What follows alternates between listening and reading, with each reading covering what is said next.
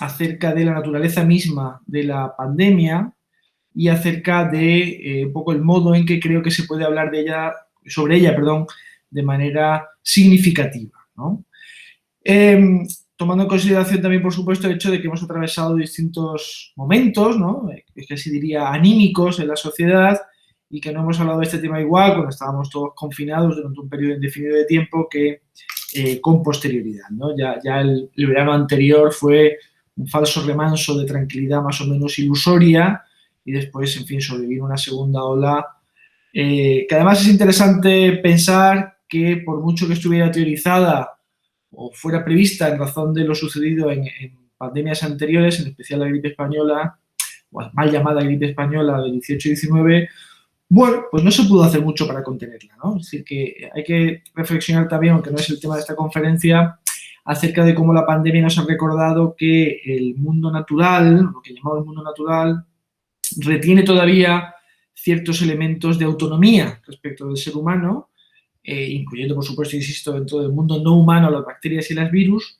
y que, por tanto, por mucho que nos empeñemos en ello, higienizar por completo la relación humanidad-naturaleza, pues es imposible, ¿no? Y esto lo que pasa es que no estamos precisamente acostumbrados en el mundo moderno ilustrado a resignarnos ante los accidentes, ¿no? Sino que protestamos ante ellos, ¿no? En ese sentido, a mí me gusta mucho la imagen que utiliza el filósofo alemán Peter Sloterdijk, que dice que las sociedades son comunidades de estrés, ¿no? Son sistemas de preocupaciones que ejercen presión sobre sí mismos debido a las exigencias de la autoconservación, ¿no? Si es así, creo que es así, pues creo que, en fin, las sociedades humanas han sufrido, están sufriendo una presión inhabitual a consecuencia de esta pandemia del coronavirus, ¿no? Del SARS-CoV-2. Y esto, digamos, que parecería confirmar que el siglo XXI está caracterizándose por su carácter accidental, ¿no? Es decir, que hemos encadenado desde el año 2001, pues, a distinta escala y de distinto tipo, un conjunto de catástrofes, los atentados del 11 de septiembre, la crisis de 2008, la pandemia del coronavirus, que parecen desmentir definitivamente la idea neo-hegeliana de que la historia se ha terminado, ¿no? Un poco puesta en circulación por Fukuyama, que creo que tiene un grano de verdad en lo que se refiere a el aspecto cualitativo, ¿no? Acerca de la democracia liberal como mejor forma de gobierno, pero que desde luego nos han privado de padecer esta serie de accidentes. Y durante algún tiempo nos sentimos tentados de hablar de la pandemia como del gran accidente, ¿no? Que dice el filósofo Paul Virilio, ¿no? Ese accidente que estábamos esperando con angustia, ¿no? Y que finalmente ha llegado, se materializara nuestros temores. En realidad tampoco es el caso, ¿no? Aquí estamos y la mortalidad total de la pandemia, por terrible que sea, pues, y aunque parece que no se ha computado debidamente, que parece que más que en torno a los 4 millones puede estar, dice el Economist, ¿no? Entre 8 y 12, bueno, pues realmente no es un accidente que vaya a acabar con la humanidad. Lo que ocurre es que es verdad que es un episodio que nos ha sorprendido extraordinariamente, ¿no? Aunque yo creo que aquí hay mucho de olvido culpable por parte del ser humano, ¿no? Por ejemplo, en la obra del fallecido Ulrich Beck, ¿no? Que los sociólogos conocen muy bien, sobre la sociedad global del riesgo, el peligro o riesgo epidemiológico no se mencionaba ni una sola vez, ¿no? No se hablaba de ello. Esta obra es de 2008, él murió después, pero a comienzos del siglo XXI nos pareciera que hayamos desterrado los episodios pandémicos del horizonte de nuestros temores, ¿no? Y esto digo que es un olvido culpable porque, en fin, si uno se pone a hacer pues, catastrofismo comparado, nos encontramos con las gripes asiáticas del 57 y del 68, ¿no? Que mató a 4 millones y a 2 millones respectivamente, y es posible que tampoco entonces se contaran muy bien los muertos. Y tenemos la epidemia del SIDA de los años 80, que ha matado ya a 32 millones de personas, ¿no? O sea que realmente las epidemias nunca han desaparecido, aunque también a finales de los 70 nos encontramos, si echamos la vista atrás, un momento de infundado optimismo acerca del fin de estos episodios, ¿no? Coincidía con la erradicación de la viruela, ¿no? Que es la enfermedad más mortal que jamás hemos padecido. Y, en fin, ahí llegó el SIDA para recordarnos que estas fricciones, ¿no? Son, insisto, inevitables, ¿no? Y lo que ocurre es que, bueno, y lo estamos viendo ahora, ¿no? Las sociedades solo pueden concentrarse de verdad en un conjunto de temas, un conjunto tasado de temas, y tendemos a no creernos aquellas advertencias que nos hacen los expertos, ¿no? Y cuando uno indaga en la literatura académica de los últimos años, por supuesto que había avisos acerca de la posibilidad de que se produjera un nuevo salto zoonótico que, como había pasado ya con el primer coronavirus, pues pudiera en este caso traspasar la barrera de Asia, ¿no? Donde tantos de ellos tienen su origen, para afectar al mundo entero, ¿no? Es decir que, más que un cisne negro, pues es un cisne blanco o un cisne gris, ¿no? Lo que nos hemos encontrado no era tan imprevisible, otra cosa es que no lo esperásemos, ¿no? Sí es verdad que nos hemos encontrado en las sociedades, bueno, pues bienestaristas occidentales con un peligro inesperado de muerte en una época en la cual, como ya decía Norbert Elias, ¿no? Otro importante sociólogo, pues, en fin, los peligros para la vida de las personas en las sociedades desarrolladas se han hecho mucho más previsibles, ¿no? Por tanto, esto nos ha chocado extraordinariamente. Bien, en ese sentido yo creo que la reflexión sobre el coronavirus, se ha hablado mucho, ¿verdad?, durante los meses del confinamiento, de la retirada a la cueva, ¿no? Como lugar de protección. A mí me gusta recordar cómo Hans Blumenberg, el filósofo alemán, decía que las cavernas fueron el lugar en el que el homo, ¿no?, en cualquiera de sus formas, después de deambular por la sabana, podía concentrar su atención, ¿no?, en objetos o en materias concretas para reflexionar como antesala de la acción, ¿no? Yo creo que estamos ya saliendo de la cueva, pero me parece que el recogimiento que haya podido producir a la fuerza esta pandemia debería servirnos para reflexionar, en todo caso, sobre sus significados, dejando que los científicos más empíricos pues se ocupen de determinar los hechos, tanto biológicos como sociales, que atañen a la misma. Entonces, yo lo que voy a hacer aquí es reflexionar sobre, como decía antes, el significado que la pandemia tiene para la teoría política, y en particular para la teoría política de la democracia liberal. Voy a hablar de la relación entre excepción y democracia, eso que se ha llamado en el título excepción inmunológica de la democracia liberal. Entonces, yo empezaría por destacar o por deshacer un equívoco, ¿no? No es que la COVID-19 haya parado el mundo, ¿no?, como vimos tan dramáticamente en los meses de la primavera del año pasado, ¿no?, sino que el mundo ha decidido pararse con objeto de minimizar el impacto de la enfermedad, ¿eh? Y eso ya es una decisión, se tomara más o menos apresuradamente, que supone expresa el propósito de minimizar el número de víctimas de la enfermedad, sean cuales sean los efectos económicos que puedan derivarse de esa interrupción, ¿no? Y eso ha sucedido en sociedades gobernadas por regímenes autoritarios como China, ¿no?, a la que seguramente renunciamos a pedir cuentas por lo sucedido porque es demasiado fuerte para que lo hagamos, no nos va a hacer caso, así como, por supuesto, en las democracias, ¿no? Es que cuando la muerte se hace presente en la polis, de alguna manera todos los ojos se vuelven hacia ella y el resto de preocupaciones pasan a un segundo plano, ¿no? Y aunque no todas las democracias han respondido de la misma manera, ¿no?, y eso es tarea, ¿verdad?, tienen que hilar fino los comparatistas, pues la mayoría han procedido a otorgar poderes excepcionales por una vía o por otra a sus gobernantes para la gestión de la emergencia, ¿no? Y es bajo ese amparo jurídico, insisto, más o menos escrupuloso según los casos, que se han adoptado medidas tan delicadas como el confinamiento domiciliario o la restricción de derechos fundamentales, en fin, restricción, suspensión, hay un debate doctrinal al respecto, ¿no?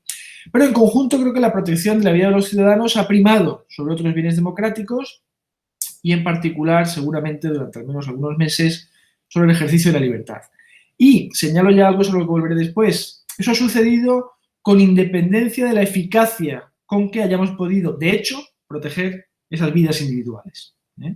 Bueno, por ejemplo, salta a la vista que en las residencias de ancianos esa protección ha sido pues, insuficiente o fallida, ¿no?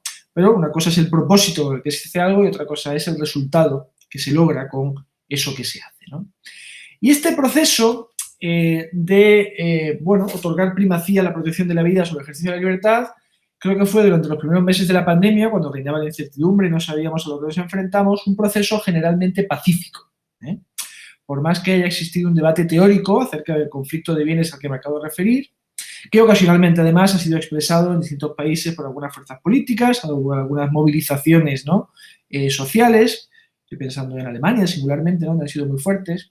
La tónica general entre los públicos democráticos creo que ha sido, al menos durante la primera fase de la pandemia, la aceptación de las decisiones de sus gobernantes, ¿no? Esto puede interpretarse como mansedumbre o puede interpretarse como prudencia e incluso como, bueno, respeto a las decisiones de quienes nos representan, ¿no? Y eso que verdaderamente ha habido decisiones cuestionables, por ejemplo, aquellas referidas a ritos sociales tan delicados como las ceremonias funerarias, ¿no? La imposibilidad en la primera fase de la pandemia de despedirnos de nuestros seres queridos, ¿no? Yo creo que esta observancia general de las normas ha tenido el doble efecto de, por una parte, se ha desmentido a los apocalípticos, ¿no?, que inicialmente advertían sobre la incapacidad de las democracias para combatir la pandemia, y también, no obstante, ha ciertamente avivado los temores de quienes veían, no sé si siguen viendo, la emergencia sanitaria como, bueno, el ensayo general de una biopolítica dictatorial, ¿no? Y esto no tiene por qué identificarse necesariamente con la posición de los líderes, por ejemplo, de la extrema derecha, ¿no? Charles Eisenstein, que es un líder contracultural que estuvo vinculado a Occupy Wall Street, se preguntaba, por ejemplo, si la seguridad debe o no convertirse en nuestra prioridad colectiva. Y lo cito porque me interesa para el momento que quiero plantear. Dice, o escribía Eisenstein: ¿cuánta vida queremos sacrificar en el altar de la seguridad? Si nos mantiene seguros, ¿deseamos vivir en un mundo donde los seres humanos nunca se congregan? ¿Queremos llevar siempre mascarillas en público? ¿Queremos ser examinados médicamente cada vez que viajamos si eso permite salvar unas cuantas vidas al año? ¿Estamos dispuestos a aceptar la medicalización de la vida, otorgando soberanía final sobre nuestros cuerpos a las autoridades médicas? Cierro la cita.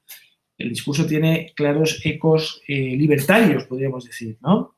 Propio también de una tradición norteamericana. Pero me interesa porque este tipo de interrogantes abstractos, quedan muy bien desde luego sobre el papel, tiene un problema evidente, ¿no? Y es que se escamotean los principales elementos decisorios que están ahí presentes. Esto me permite introducir el tema de la duración en la gestión de la pandemia, que me parece decisivo para resolver ese conflicto. Es decir, por una parte, la duración de las medidas preventivas que ahí se denuncian, ¿no?, que se denuncia que podrían convertirse en permanentes, me parece un factor decisivo. Es decir, ¿cuánto tiempo habríamos de permanecer medicalizados? Por otra parte, tampoco se nos habla con claridad en este tipo de planteamientos del cálculo de costes y beneficios. ¿Cuál es exactamente la magnitud del daño que se quiere evitar? Cuando Eisenstein, por ejemplo, habla de unas cuantas vidas, ¿a cuántas vidas se refiere y a la vida de quién, ¿no? Realmente el riesgo, lo he señalado antes en la introducción, no es erradicable, ¿no? Si decidiéramos socialmente que nadie debe morir jamás a causa de una enfermedad infecciosa, bueno, pues cada año durante la temporada de la gripe común nos confinaríamos en casa, ¿no?, asustados. Y no lo hacemos, no lo hacemos, y esto sugiere que la protección de la salud pública no siempre tiene la prioridad que le hemos otorgado tras la aparición de la COVID-19 y que además ha ido modulándose en el tiempo en función de lo que los datos acerca de la enfermedad nos iba diciendo. Por otra parte, y precisamente, si la COVID-19 tuviera o hubiera tenido una letalidad 10 veces mayor que la gripe, por ejemplo, la medicalización de la sociedad contemporánea resultaría seguramente inevitable hasta el descubrimiento de una vacuna, ¿no? Si en cambio esa letalidad es mucho menor, los ciudadanos hacen otros cálculos y terminan protestando, ¿no? Por ejemplo, el caso ahora de lo que está sucediendo en Gran Bretaña, donde todavía se mantienen, parece que hasta el 19 de julio, restricciones muy fuertes, cuando la mortalidad de la COVID-19 ahora mismo es del 0,1, que es casi como la gripe, ¿no? Entonces, es un momento en el cual el cálculo ya no sale tan favorable. Bien, es decir, si se produjera verdaderamente esa especie de insurgencia microbial de la que hablan algunos pensadores, si esto se convirtiera en un rasgo permanente de las relaciones socionaturales y estuviéramos constantemente amenazados por enfermedades potencialmente muy letales, bueno, pues entonces sí que podríamos desembocar en esa medicalización de la sociedad que nos parece, desde luego ahora mismo, en abstracto, indeseable, ¿no? Pero estaríamos hablando de una sociedad completamente diferente, ¿no? De una especie de espacio tóxico en el que no podríamos relacionarnos entre nosotros sin experimentar temor o miedo, ¿no? Es decir, y no está claro que eso vaya a ocurrir, ¿eh? Hay que recordar que cuanto más letal es un virus, antes mata a sus portadores y, por tanto, menos se transmite. Es la razón por la cual, pues, el ébola no ha acabado con nosotros todavía, ¿no? Es decir, que aquí de lo que estamos hablando, y me parece importante a la hora de aproximarnos a la relación entre pandemia y democracia liberal, es de una respuesta política de índole provisional. Provisional. aunque, por supuesto, esto crea también un peligro, y es el peligro que algunos han expresado de que haya poderes excepcionales concedidos a los gobiernos o atesorados por el Estado que no sean devueltos por esos gobiernos ni por esas administraciones públicas, ¿no? Que esos rasgos provisionales se conviertan en permanentes. Bien, en ese sentido, insisto, la cualidad moderadamente peligrosa del virus es la que complica las cosas. Por moderadamente peligrosa no quisiera yo minusvalorar su capacidad para matar a ciudadanos. Todo lo contrario, precisamente porque se extiende con mucha facilidad y contagia a muchos, por razones elementales, habrá también muchos muertos, ¿no? Pero su tasa de letalidad no es excesiva, aunque es mayor, por supuesto, que la de gripe común en los momentos en los cuales no había vacunas y estábamos expuestos al virus en mayor medida. Pero precisamente esa cualidad moderadamente peligrosa creo que es la que convierte a la COVID-19 en un virus problemático. Porque si no se hace nada, va a acabar con la vida de muchas personas, pero tampoco parece justificado que durante mucho tiempo se establezcan restricciones extremas de la vida social. Está en ese punto intermedio en el cual exige decisiones políticas difíciles. Pensemos en aquel momento en el cual Macron, contra el consejo de algunos de sus expertos, decidió abrir las escuelas, ¿no? Cuando todavía no estaba claro en qué medida podían estas últimas convertirse en correa de transmisión de la enfermedad. Y podemos decir quizá que acertó, ¿no? Pero es una decisión política que la ciencia no puede resolver por los políticos. Y por todo esto es necesario fundamentar adecuadamente en el plano teórico la respuesta pública a la pandemia. En realidad, aunque yo hable de los gobiernos, en buena medida se trata de una respuesta de Estado, ¿no? Que cuando, por ejemplo, se cierran fronteras o se hacen o dejan de hacerse, ¿no?, controles de PCR en los aeropuertos, estamos hablando de la soberanía estatal, que se afirma o se reafirma en defensa de la comunidad política. Lo que pasa, y esto es lo que yo en ocasiones he echado de menos en algunos análisis, después hablaremos de eso, es que esa afirmación o reafirmación de la soberanía no la realiza un Estado cualquiera, sino que es un Estado que está o debe estar fundado en el imperio de la ley y en el gobierno democrático, ¿no?, incluyendo, por supuesto, la separación de poderes. Es decir, que nuestro Estado es un Estado de derecho, que es asistencialista o bienestarista, pero también es liberal, que está dotado de textos constitucionales que limitan el alcance del poder del gobierno, ¿no?, por ejemplo, para restringir los derechos fundamentales, que requiere el control judicial de las decisiones adoptadas en situaciones de excepción, etc. Y aquí, de nuevo, es donde vamos a encontrarnos con un contraste entre aquello que las normas dicen y aquello que los gobernantes y las instituciones hacen en la práctica. Es un contraste potencial, puede darse o puede no darse. Por ejemplo, en España hemos visto cómo la resolución del Tribunal Constitucional sobre el primer estado de alarma ha llegado, un año y medio después. Eso no tiene demasiado sentido si hablamos de un control efectivo de las decisiones adoptadas en semejantes circunstancias, ¿no? Pero es indudable que durante una crisis de salud pública la comunidad política experimenta, bueno, pues algo así como una regresión atávica, ¿no?, que es similar a la del individuo que teme por su vida, ¿no? Y de alguna manera todo aquello que es sofisticado en el funcionamiento de una democracia se ve forzosamente simplificado. ¿Por qué? En fin, el tiempo apremia, la decisión debe adoptarse, el riesgo debe reducirse y eso hace que, bueno, pues digamos la pausa procedimental que caracteriza a la democracia pues tenga que, como digo, acelerarse necesariamente. Bien, es decir que de alguna manera tanto la distribución territorial del poder, ocasionalmente en España sucedió durante el estado de alarma luego, inicial, luego ya no, como los procedimientos ordinarios para la aprobación de las leyes, en contextos de excepción, son o pueden ser suspendidos en beneficio de una decisión eficaz. Me parece importante tanto decisión como eficaz. La decisión es fundamental y la eficacia dependerá de la calidad de las decisiones y del modo en que estas últimas se apliquen. Claro, el filósofo político británico David Runciman, que es muy listo, dice que esto no es una interrupción de la vida política ordinaria, sino el transparentarse repentino de su esencia. Ahora discutiré su planteamiento, pero él lo que dice es, y cito, esta crisis muestra que el hecho primario que apuntala a la existencia política es que alguna gente le dice a otra lo que tiene que hacer. En el corazón de toda la política moderna se encuentra un conflicto entre la libertad personal y la elección colectiva.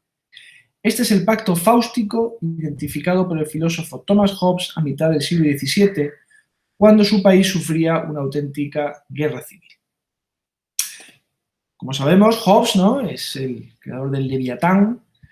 Él teoriza un nacimiento del Estado que pone énfasis en la seguridad de los individuos y de la propia comunidad política ante el riesgo que a sus ojos representaba una guerra civil, pero que una pandemia puede también provocar, ¿no? Para Hobbes es el miedo a la falta de seguridad lo que conduce a los individuos a buscar la protección en un orden político comandado por un poder soberano fuerte. Insisto, la muerte solamente, la falta de seguridad es el más indeseable de los males, ¿no? Hobbes también habla, cuando distingue entre el estado de guerra y el estado de paz, habla también de que, en fin, los miembros de la comunidad política quieren disfrutar no ya de la mera supervivencia, dice él, sino de una vida feliz en la medida de lo posible. Por eso es un error representarse el Leviatán de Hobbes como un estado totalitario que no deja respirar a sus súbditos, ¿no? En realidad, el soberano de Hobbes está obligado a procurar a sus súbditos las condiciones para una existencia satisfactoria. ¿Bien? Pero es verdad que Hobbes dice, este es un hilo que quiero tirar ahora, todos los deberes del soberano están implícitos en una sola frase: la seguridad del pueblo es la ley suprema. El énfasis es claro en la seguridad. Y precisamente eso es lo que una pandemia, un problema inmunológico, ¿no?, generado por una enfermedad fácilmente transmisible con una letalidad, bueno, pues que digna de atención, trae a la democracia liberal. No obstante, hay que matizar, ¿no? Esta máxima de la seguridad del pueblo es la suprema ley, salus populi suprema lex, esto está en Cicerón, ¿no?, está en el libro tercero de las leyes. Se ha oído durante la pandemia, se ha aplicado a las acciones públicas durante la pandemia, pero es aconsejable evitar las interpretaciones superficiales cuando hablamos del mundo jurídico-político romano, ¿no? Hay expertos que señalan, expertos filológicos, que en esta fórmula salus, salud, y libertas, libertad, forman una unión indisoluble en el pensamiento, por ejemplo, de Cicerón. Y que la libertas se entiende como participación del ciudadano en aquellas decisiones y esfuerzos de la ciudad, de la polis, la comunidad política, que no dependan del ejercicio directo del gobierno. Es decir, en circunstancias ordinarias, la salud pública no puede servir para poner en suspenso la lógica republicana en esta tradición de pensamiento de la que también se alimenta Hobbes, porque dentro de la salud también está la existencia cívica del individuo. Y que la libertad es indisoluble de la vida, no hay una vida no libre que sea digna de ser vivida en esta tradición republicana.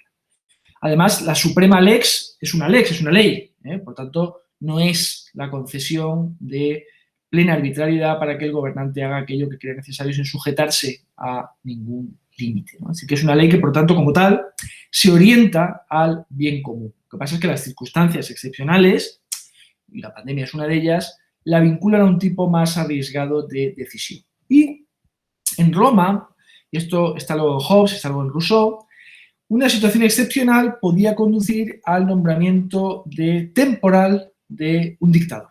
Uno de sus cónsules podía ser nombrado dictador temporal para conjurar ese riesgo excepcional, bueno, pues debido a las singulares habilidades de que esa persona había hecho gala. Este es el famoso custodes libertatis, que se encargaba, a fin de cuentas, de mantener las condiciones que hacen posible la supervivencia de la ciudad.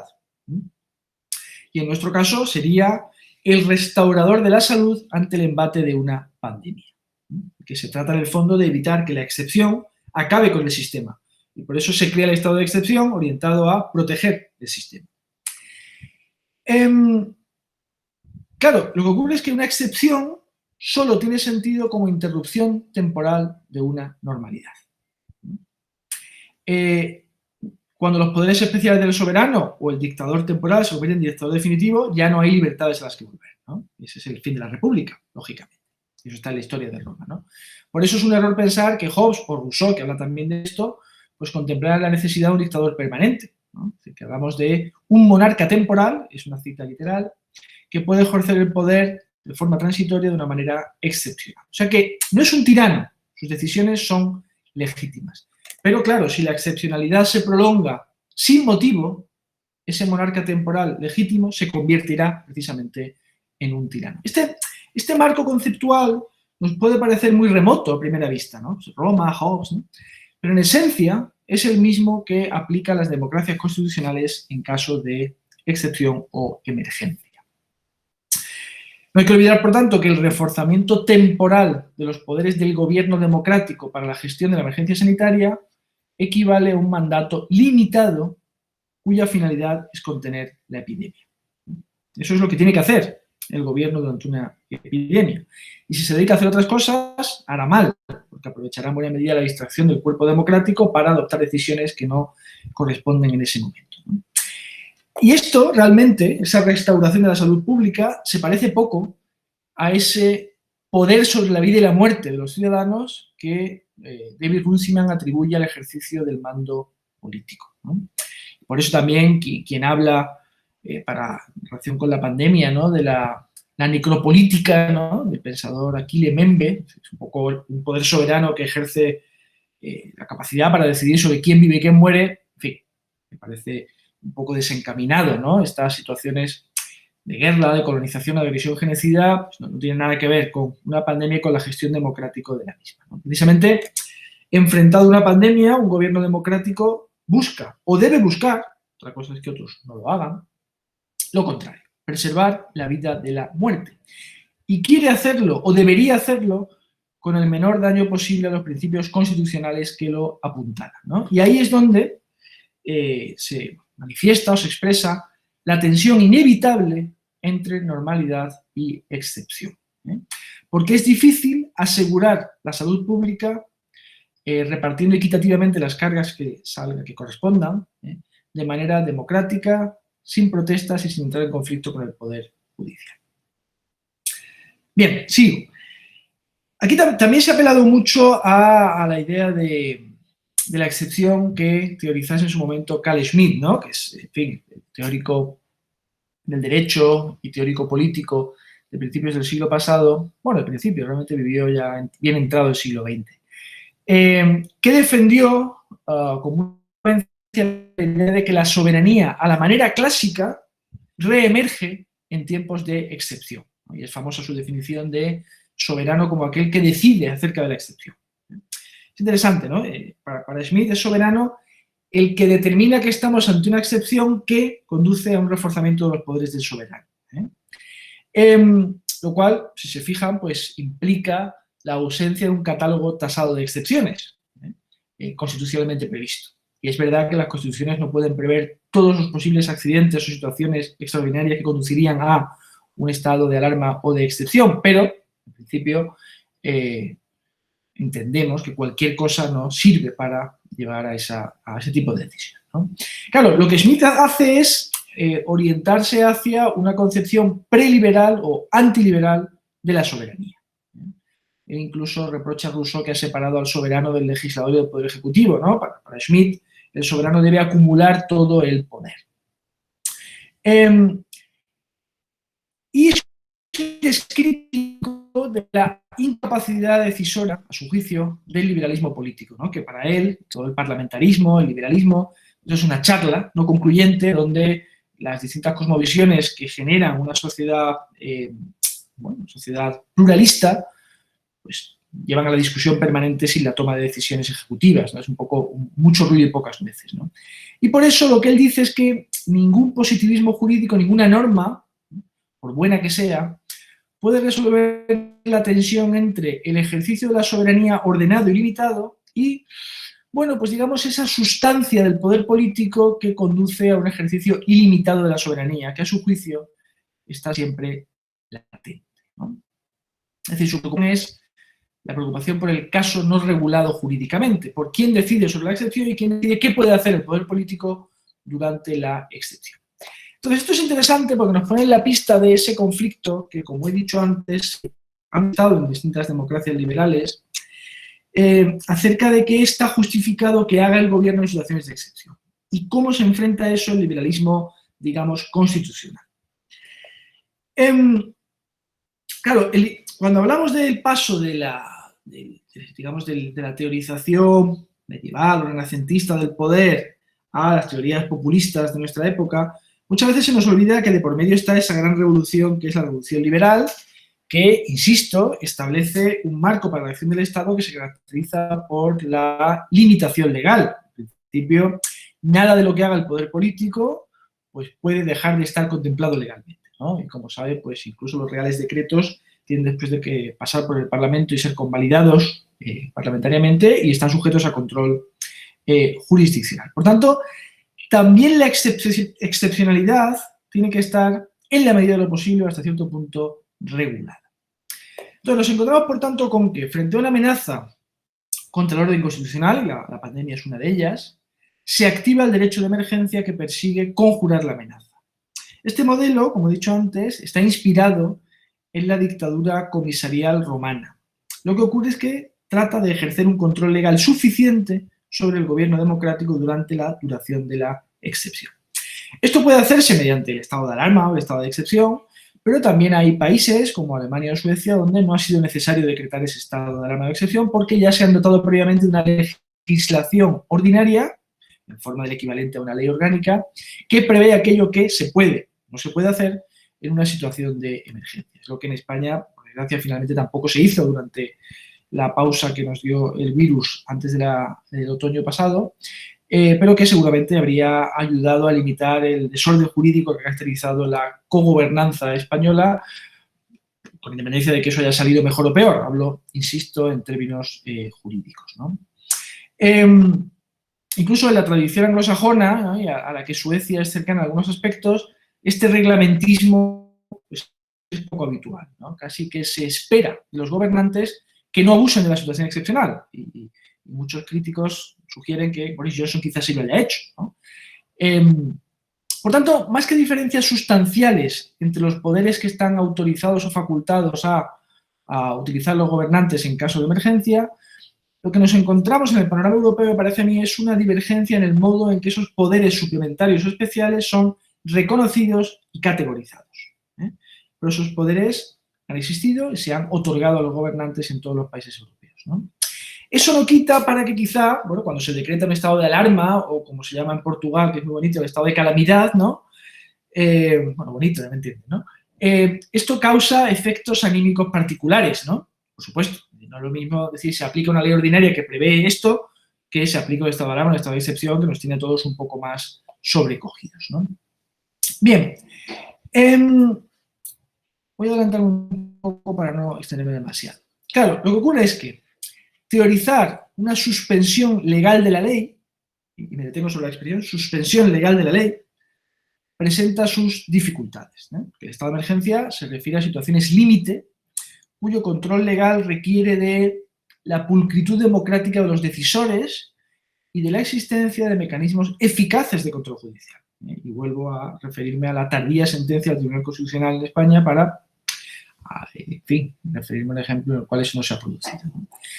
Entonces, claro, si un parlamento democráticamente elegido decide otorgar al Poder Ejecutivo la potestad de gobernar por decreto mientras dure la pandemia, como por ejemplo pasó en Hungría, o, repito, un tribunal constitucional solo puede decidir sobre las medidas de excepción tardíamente, realmente nuestro tribunal constitucional ha tardado 1 año y medio, pero si hubiera tardado 4 meses ya llegaría tarde en relación a ese primer estado de alarma, ¿no? En esos casos, la tensión identificada por Schmitt se deja notar con fuerza, ¿no? Y esto ya es interesante que esto un pensador liberal, el padre del liberalismo, como John Locke, ya lo señaló. Es decir, la autoridad, en caso de excepción, decía Locke, en el fondo es más política que legal.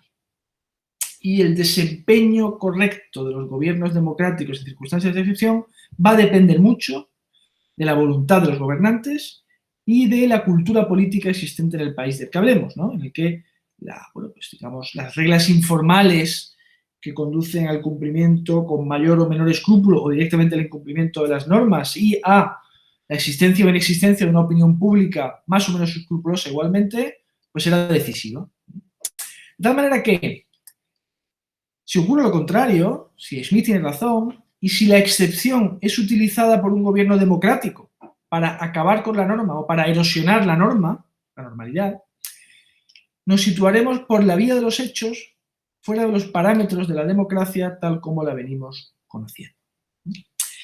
y ante eso no se puede hacer mucho. Pues realmente estaríamos hablando casi de una traición de las élites, consentida quizá por sus ciudadanos, ¿no? Es un caso extremo, no se ha producido en ninguna parte de ese nivel, pero es una muestra de cómo la excepción crea sus propios peligros, ¿no? Claro, esto no quiere decir, insisto, que la democracia liberal carezca de mecanismos eficaces para afrontar una emergencia. Los tiene y creo que han funcionado razonablemente bien durante la pandemia, aunque podemos entrar en detalles y con una lupa realmente las cosas tienen un peor aspecto, ¿no? Esto quiere decir que, al margen de los mejores o peores resultados que se han obtenido en cada una de las democracias occidentales, las sociedades democráticas, salvo en algunos momentos puntuales, no se han visto superadas ni han dejado de ser democráticas. Aquí, no obstante, es importante tomar en consideración de nuevo la diferencia entre propósito, decisión y resultado. Porque la capacidad de las democracias para obtener resultados eficaces depende del acierto con que tomen las decisiones y del modo en que estas decisiones se apliquen, pero también de los medios de que disponen. Dejando abierta, insisto, la cuestión acerca de en qué medida puede realmente lucharse eficazmente contra un virus de este tipo, que parece que finalmente pues, acaba con la vida de muchas personas en muchos países y aquellos que empezaron bien terminaron mal y viceversa, ¿no? Sí quisiera, no obstante, en este sentido, disipar la sospecha que se ha arrojado, y que todavía en algunas entrevistas aparece, sobre la presunta deshumanización de las sociedades liberales, ¿no? Que se nos dice que están afectadas por el virus neoliberal, ¿no? Del egoísmo despiadado. Yo creo que esto se ha revelado exagerado, ¿no? Creo que hasta el más calvinista de los entornos sociales se han impuesto medidas de distanciamiento, la prohibición de las aglomeraciones y se ha hecho hincapié en la vocación de salvar la vida al mayor número de personas posible, ¿no? Aquí el teórico social James Thing dice, y lo cito, hablando en términos comparados, las respuestas políticas han estado basadas no tanto en los números concretos como en su tendencia general, así como en la posibilidad de que se produjeran resultados negativos, a partir de la idea de que había que salvar a tantos como fuera posible. En presencia de la muerte no hay argumento alguno que pueda justificar muertes evitables. Claro, y en este sentido me parece que también hay que aclarar un malentendido, y es el relativo a la aplicación de principios utilitaristas en el gobierno de la pandemia, ¿no? Parece que finalmente quizás solo Suecia siguió ese camino de manera más o menos firme. En Gran Bretaña se intentó inicialmente y se cambió rápidamente de rumbo al ver que los resultados no eran buenos. Esto quizá explique lo mal que lo han pasado allí. Pero realmente el postulado, según el cual había que aceptar un número hipotético de muertes seguras a cambio de minimizar la destrucción social y mantener con ello el vigor de la actividad económica, que entre otras cosas permite también, ¿no? Pues una asistencia sanitaria eficaz, fue quizá demasiado rápidamente caricaturizado, a mi juicio, como una política neoliberal que pone a la economía por delante de las personas, ¿no? Yo creo, como ha señalado el sociólogo Gerard Delanty, nada sospechoso del neoliberalismo, que el argumento utilitarista no se refiere a la salud de la economía, sino a una búsqueda del bien común que debe tener prioridad en todo momento, de manera que lo que se busca es el interés del conjunto, no el interés del individuo. Eso es el utilitarismo, realmente como filosofía moral, ¿no? Y en el contexto de la epidemia, el objetivo de acabar con la enfermedad realmente es inalcanzable, ¿no? Hasta que no se encuentre una vacuna y aún así, pues históricamente la vacuna siempre ha llegado tarde para evitar muertes. En este caso parece que no es, por suerte, lo que ha sucedido, ¿no? De tal forma que la llamada inmunidad de rebaño pues, es un poco el resultado más favorable para la mayoría. Pero lo que Delanty subraya es que las sociedades europeas no tenían los medios necesarios para perseguir ese fin, el fin sueco, digamos, de la inmunidad de rebaño por medios más o menos relajados, ¿no? Sin evitar un número excesivo de fallecimientos. Y que, por tanto, eso ha determinado que esa vía haya sido seguida por pocos gobiernos. Y, por lo general, se ha apostado por un argumento de cuño kantiano, de carácter deontológico, según el cual la dignidad humana exige que todas las vidas sean protegidas por igual. Pero claro, los medios materiales y la capacidad para de facto evitar esas muertes establecen un límite práctico al argumento. No siempre ha sido posible aplicar este principio de manera coherente, ¿no? En los peores momentos en algunas regiones italianas realmente había que elegir entre a quién se le daba un respirador, ¿no? En ese momento el argumento del deontológico sirve de poco, porque no puedes evitar esas dos muertes, tienes que elegir entre ellos, ¿no?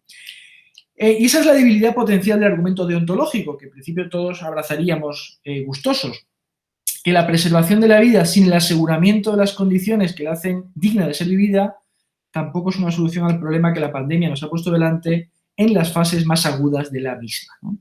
Con lo cual, esta es la conclusión de Delanty, el conflicto entre estos distintos planteamientos morales al final se resuelve sobre el terreno, ¿no? Pragmáticamente. Y es en el terreno donde se busca una solución entre el control de la pandemia, un equilibrio entre el control de la pandemia y la gestión de sus consecuencias socioeconómicas. Porque, naturalmente, si hubiéramos querido salvar pues, todas las vidas posibles, habríamos estado confinados estrictamente un año, ¿no? Pero esto acaba generando otros problemas más graves, seguramente, ¿no? Hay que buscar un equilibrio que es político y que no es difícil de alcanzar y que, por supuesto, está sujeto a debate. Y, de hecho, si nos fijamos, el propio fundamento de la lucha contra el virus se ha visto modificado implícitamente según avanzaba la epidemia, ¿no? Si lo piensan, inicialmente hablábamos casi en exclusiva del aplanamiento de la curva para evitar el colapso hospitalario. Pero posteriormente, cuando ya no existe el riesgo de colapso hospitalario, parece que hemos ido hacia una pretensión un poco utópica, yo creo, de pues, evitar la muerte de casi cualquiera y que evitar que el virus circulase. Y esto pues, realmente es imposible y cambiaba el planteamiento inicial, como decía, ¿no? Bien. Voy a ir terminando para poder hablar un poco, ¿no? Entonces, realmente, decía, se han adoptado medidas, el distanciamiento social es una fórmula paradójica y muy interesante porque tiene por objeto precisamente que podamos reencontrarnos algún día sin haber sufrido demasiado merma en la salud y sin demasiada pérdida de vidas. Y estas medidas no son nuevas, hay que decir que las autoridades ya implantaron con éxito un cierto distanciamiento social en algunos países durante la gripe española, y me parece interesante anotar que la experiencia colectiva de la reclusión se ha vivido de otra manera en esta ocasión gracias a las redes sociales, ¿no? Hay quienes dicen que los gobiernos no habían podido fácilmente aplicar estas medidas tan estrictas con tal grado de obediencia si hubiéramos dispuesto de ese recurso digital para comunicarnos, informarnos y verdaderamente evadirnos, ¿no? El otro día leí un artículo sobre cómo las grandes plataformas digitales estaban ahora sufriendo las consecuencias del fin de los confinamientos, ¿no? En sus cuentas de resultados, ¿no? Como decía, y termino con esto, un par de consideraciones. Nada de esto debería resultar sorprendente para quien esté familiarizado con la teoría política liberal, ¿no? Realmente creo que fijarnos en fin, las consideraciones económicas, apelar a Hobbes, yo creo que esto es un poco caricaturesco, ¿no?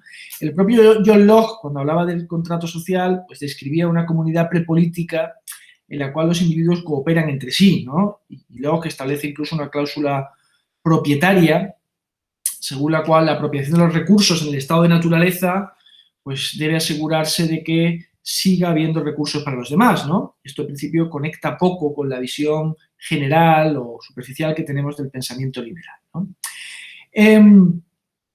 Fukuyama, de hecho, ha hablado, me interesa citarlo aquí, de una falacia hobbesiana que puede sintetizarse en, y cito, la idea de que los seres humanos eran primordialmente individualistas y entran en sociedad solo a resultas de un cálculo racional, de acuerdo con la cual la cooperación social era la mejor manera de alcanzar sus objetivos individuales. Termino. En realidad, la propia tradición liberal es mucho menos individualista de lo que el tópico ha venido a sugerirnos. Creo que eso se ha demostrado en la pandemia, aunque, por supuesto, nuestras sociedades son liberales, pero también militaristas, hay muchas tradiciones políticas en su interior, ¿no? Creo que esa imagen de un liberalismo político individualista y egoísta proviene sobre todo del conflicto ideológico del siglo XX, ¿no? Es el liberalismo de la Guerra Fría, que subraya el valor superior de la libertad individual frente al colectivismo de los regímenes socialistas, ¿no? Pero el énfasis en los derechos e intereses individuales por encima de lo demás constituye un desarrollo reciente en la tradición liberal, ¿no? Hay un libro muy interesante de la historiadora Helena Rosenblatt que subraya que las contribuciones al corpus liberal del pensamiento francés y alemán y el hecho de que la mayoría de los liberales clásicos eran moralistas, bueno, nos sugiere que la tradición liberal ha estado preocupada por los derechos y los deberes individuales tanto como por la justicia social o la cooperación social. En ese sentido, la idea de un Estado guardián que no se limita a proteger los derechos individuales, sino que actúa de manera autónoma respecto de con objeto de modular los resultados sociales, ¿no?, sobre la base de fines sustantivos, no tiene por qué ser ajena a la tradición liberal. Yo creo que esta cuenta con los recursos necesarios para fundamentar en el plano teórico una eficaz respuesta pública a fenómenos como la pandemia. Y eso es lo que he tratado modesta y simplificadamente de señalar aquí. Ahí lo dejo. Muchas gracias.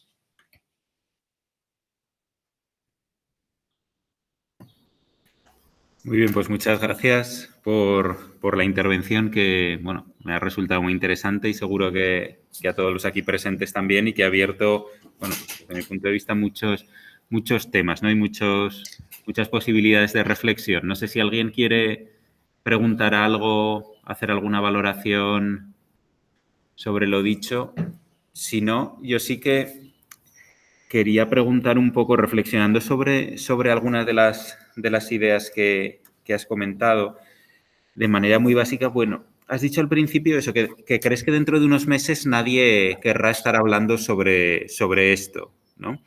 Y pues, probablemente sea cierto, pero quería saber cómo conjugas tú eso también con esa idea de la previsibilidad y la imprevisibilidad que has estado comentando, en la medida en que ciertamente hasta comienzos de este siglo XXI, como has comentado al principio, en el mundo desarrollado vivíamos una especie de época dorada que, vista hoy con perspectiva, puede parecer muy infantil o muy ilusoria, porque verdaderamente, si repasamos la historia, lo normal, lo ordinario es lo imprevisible, ¿no? Podríamos decir, lo imprevisible, o situaciones catastróficas por una causa o por otra, bien pueda ser una epidemia, bien pueda ser una guerra, etcétera, ¿no? Pero en el mundo desarrollado nos habíamos creído que, bueno, que ya íbamos a vivir en una especie de relax perpetuo, ¿no? Y, bueno, y la realidad nos va demostrando que eso no es así. Entonces, de alguna forma, ¿cómo crees que se puede conjugar esa idea de que probablemente no queramos seguir hablando de eso con la necesidad de quizás seguir viviendo en lo imprevisible? Y en relación de alguna forma con esto, si crees que como sociedad esta experiencia nos va a marcar definitivamente, o efectivamente vamos a querer olvidarla cuanto antes, ¿no? Porque si nos comparamos con otras generaciones anteriores, ¿no?, pensando únicamente en el siglo XX, ¿no?, pues bueno, aquellas generaciones que se vieron marcadas por la Segunda Guerra Mundial, por ejemplo, y en el caso de España concretamente por la Guerra Civil, nunca olvidaron eso. Es decir, eso les acompañó ya el resto de su vida. Nosotros, de alguna forma, y salvando todas las distancias entre unos acontecimientos u otros y las diferencias, ¿no?, pero nosotros de alguna forma ¿crees que nos vamos a ver marcados por esto ya, las personas que hemos vivido esto durante toda nuestra vida? ¿Estaremos contando dentro de unos años cuestiones sobre estas como otros contaban otras cuestiones? ¿O efectivamente nos vamos a olvidar cuanto antes? Un poco, ¿qué es lo que opinas? Es una pregunta muy interesante porque planteas muchos interrogantes, algunos de los cuales he tratado de dar respuesta en la parte final del libro, ¿no?, cuando hablo de una ilustración pesimista, ¿no? Claro, me refería sobre todo a que la conversación pública va a dejar de girar en torno a la pandemia y sus efectos, ¿no? Eso no quita para que, insisto, la conversación especializada siga tomando en cuenta, ¿no?, su ocurrencia, y también con independencia de los traumas o el recuerdo que individualmente podamos todavía poseer, ¿no? Pero es un hecho que la gripe española apenas fue recordada, tal vez por coincidir en su desarrollo con el final de la Primera Guerra Mundial, que fue un acontecimiento, en fin, ya lo bastante traumático, y que las huellas de esa gripe española apenas pueden rastrearse de manera casi subrepticia, diría. He estudios muy interesantes al respecto en la literatura o el cine en menor medida de los años 30 y 40, ¿no? Entonces, en ese sentido, yo creo que sí va a haber un deseo de recuperación de la normalidad, pero también lo es que la pandemia viene a reforzar un conjunto de temores, de angustias, que sobre todo se centran en las relaciones socionaturales y que tienen que ver con el cambio climático y con la percepción del planeta como un entorno potencialmente hostil. Y creo que la pandemia viene a reforzar esa idea, ¿no?, aunque lo haga por un camino diferente, porque mucho que se diga, creo que tiene poco que ver con la, en fin, influencia antropogénica sobre los sistemas naturales. Creo que una pandemia es algo muy atávico que lleva produciéndose miles de años, por tanto esa idea, ese vínculo me parece un poco débil. pero sí que refuerza esa sensación, ¿no? La sensación de que el planeta quizá empieza a ser un lugar inhóspito, aunque, como bien señalabas tú, en relación con las epidemias es un recordatorio. Cuando hablamos con nuestros padres o nuestros abuelos, los que todavía los tengan, pues en fin, se acuerdan de las campañas de vacunación, del fin de las epidemias de polio, con gran alegría, sus hijos se habían salvado, con lo cual, por eso hablaba yo al principio de un cierto olvido culpable respecto de la posibilidad, ¿no?, de las epidemias. Y ahí está la idea del antropoceno, que también he trabajado yo, ¿no?, como un nuevo marco para percibir esa...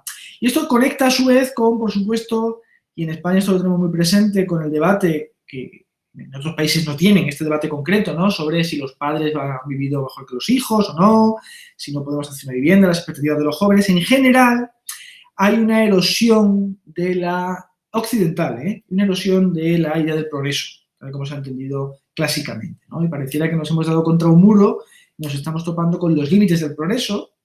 Irónicamente, un progreso que seguramente, progreso material, ¿no?, que se ha desmandado o ha generado condiciones ecológicamente peligrosas como consecuencia de la democratización, ¿no? Porque claro, que haya un coche no es un problema, que haya 1.000 millones de coches lo es, ¿no?